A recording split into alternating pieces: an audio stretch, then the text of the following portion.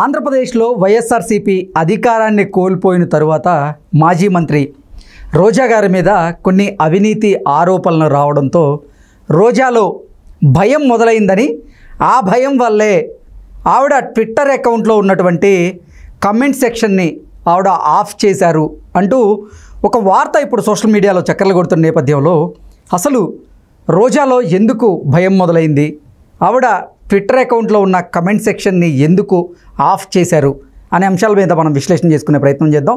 ప్రస్తుతం మనతో ఉన్నారు తెలుగుదేశం పార్టీ అధికార ప్రతినిధి సూర్యదేవర లత గారు. లత గారితో మాట్లాడదాం. లత గారు నమస్తే అండి. నమస్తే. ఆంధ్రప్రదేశ్లో వైఎస్ఆర్సీపీ అధికారాన్ని కోల్పోయిన తర్వాత రోజా గారి మీద, అలాగే కొంతమంది మాజీ మంత్రుల మీద కొన్ని అవినీతి ఆరోపణలు అయితే వస్తూ ఉన్నాయి. ఈ నేపథ్యంలోనే రోజా గారిలో భయం మొదలైంది. అందుకే ఆవిడ తన ట్విట్టర్ అకౌంట్లో ఉన్నటువంటి కామెంట్ సెక్షన్ని ఆవిడ ఆఫ్ చేశారు అంటూ కొన్ని వార్తలు అయితే ఇప్పుడు సోషల్ మీడియా వేదికగా చక్కర్లు కొడుతూ ఉన్నాయి. ఏంటి నిజంగానే ఫైర్ బ్రాండ్గా గుర్తింపు పొందినటువంటి రోజా గారిలో భయం మొదలైందా? ఆ భయం వల్లే ఆవిడ ట్విట్టర్ అకౌంట్లో కమెంట్ సెక్షన్ని ఆఫ్ చేశారా అంటే ఏం చెప్తారు? అంటే ఆవిడకి భయం అనేది యాజ్ యూజువల్గా వస్తుంది.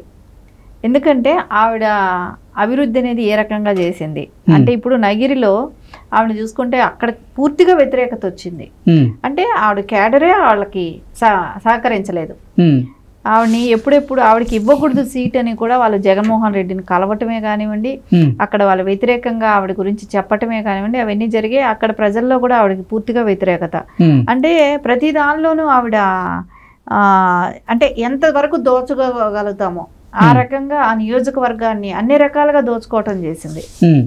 అక్కడ వనరులే కానివ్వండి, అడవులే కానివ్వండి, అక్కడ గుల్ల కొట్టించడం కానివ్వండి, గ్రావెల్స్ కానివ్వండి, భూములు కానివ్వండి, ఎన్ఓసీలు ఇప్పిస్తానని ఆవిడకి కావాల్సిన ఎన్ఓసీలు ఆవిడ ఇప్పించుకోవటం, వేరే వాళ్ళకి ఇప్పిస్తానని చెప్పి వాళ్ళ దగ్గర డబ్బులు వసూలు చేయటం.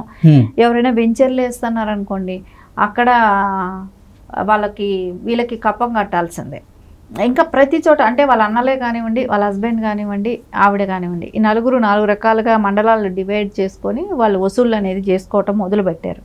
సో ప్రజలు బాగా విసిగిపోయారు 10 సంవత్సరాలుగా. అంటే ఆవిడ గతంలో కూడా పెద్ద మెజార్టీ ఏం కాదు కదా, ఎప్పుడు కూడా ఆవిడ గెలిచినప్పుడు మెజార్టీ ఏం పెద్ద మెజార్టీతో గెలవలే, 100లో గెలిచింది. సో అలాంటప్పుడు ఆవిడ ఎలా గెలుస్తుంది అనుకుంటుంది. ఇప్పుడు మొత్తం ఏ రకంగా ఉందో అవన్నీ ముందే గెస్ట్ చేసింది. ఆవిడ వెళ్తుంటే కూడా ఆవిడ వెనకాల జనాలు కూడా ఎవరు రాకుండా ఉండటం, సహకరించకపోవటం, ఆవిడ ఏదైతే విలేజ్లకి వాటికి వెళ్తే అక్కడ నుంచి పంపించేసేయటం కూడా జరిగింది. సరే ఇంకా బాగా ఓడిపోవటం. ఆవిడ ముందు గెస్ట్ చేసింది, కాకపోతే భీంకరానికి చెప్పుకుంటూ తిరిగింది నేను గెలుస్తాను, నేను ఇదే అంత మెజార్టీ అని. సరే ఇంకా ఆవిడ ఏ రోజైతే పోలింగ్ అయిందో ఆ రోజే ఏం చెప్పింది, నాకు మా క్యాడర్ సహకరించలేదు, వాళ్ళే అపోజిషన్కి పనిచేస్తున్నారు కాబట్టి నేను అన్నట్టు, అంటే తన ఓటమిని ఆ రోజే ఒప్పేసుకుంది. ఏ రోజైతే పోల్ అయిందో ఆ రోజే ఒప్పేసుకుంది. ఇంకా ఆ రకంగా ఒప్పుకోవటమే కానివ్వండి. ఇప్పుడు జగనన్నని గురించి మళ్ళా నిన్న మొన్న బయట వచ్చి ట్విట్టర్ వేదికగా ఒక ట్వీట్ చేయటం జరిగింది. దానిలో ఏం చెప్పింది, అది ప్రజల కోసం కట్టిన భవనం అని చెప్తుంది. ఇది రిషికొండది. సరే ప్రజల కోసం కట్టింది అయితే నువ్వు ఎందుకు ఓపెనింగ్కి వెళ్ళినప్పుడు జగనన్న ఇక్కడి నుంచే పరిపాలిస్తాడు, జగనన్న టూరిజం కోసం నిర్మించినటువంటి భవనంగా వైసీపీ నాయకులు చాలామంది చెప్తూ ఉన్నారు.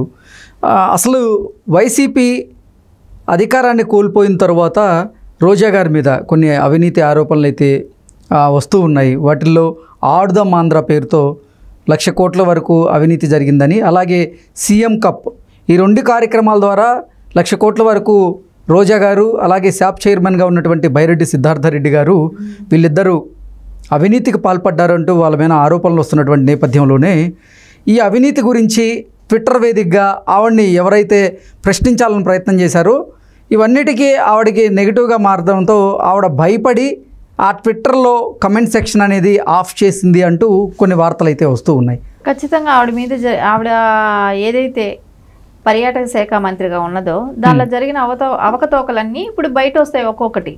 సరే వచ్చినప్పుడు ఆవిడకి ఒక అంటే మీరు చూసుంటారు ప్రతిదానికి బైరెడ్డి సిద్ధార్థరెడ్డి ఆవిడ ఎక్కడ చూసినా వాళ్ళిద్దరే కనపడ్డారు. అంటే వాళ్ళ తప్పుల్లో కూడా ఇంకా షేరింగ్ ఏ రేంజ్లో ఉంటుందో ఆలోచించండి.